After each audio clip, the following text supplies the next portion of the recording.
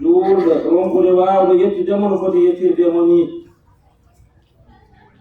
ɗum koye nemaaji ɓurɗi mawnude jeya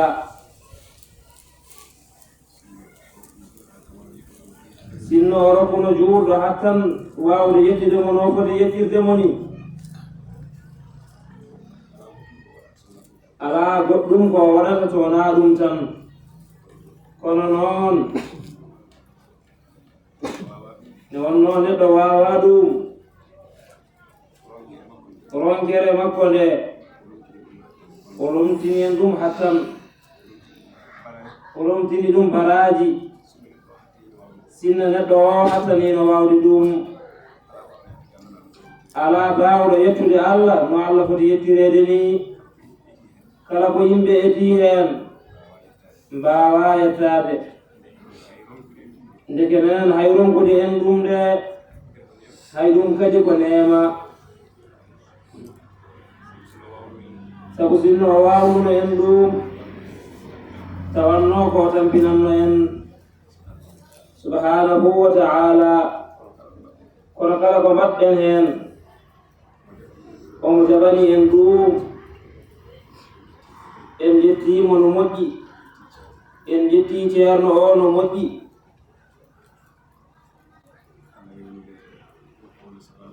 Allah rewnude wona sababu o haa neɗɗo o reena alqur'ana hunde alaa de ko woni dow muɗum en jettii kadi jinnaaɗo o kankone o laaɓii reedu o laaɓanii ɓiyii ko o reedu o jamfaaki mo o hulata o hersata naamdeede sabaaru ɓiyii ko to yeeso Allah so tawii won haqqe gonnooɗo ɗoon a jannginii ɓi alqur'ana walla a jannginaani oɗo kam haqqe makko alaa heen no wayi fof o sippiraama haa yimɓe fof ceediima o wayii ni ɗum noon kamɓe fof ɓe yettanaama Allah suka oɗe yettanaama Allah Allah rokkiri ɗum hakkille deejo rokkiri ɗum hakkille e deedre e jabde walleede aduna o e sukaaɓe ɓe fof no ɓay sohlirde hannde ni e salaade janngude kankone Allah walla mo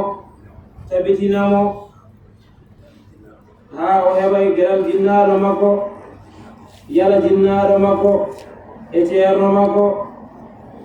kankone o yettanaama Allah omo jaara heen no moƴƴi dental ngal fof ko teddungal muɗum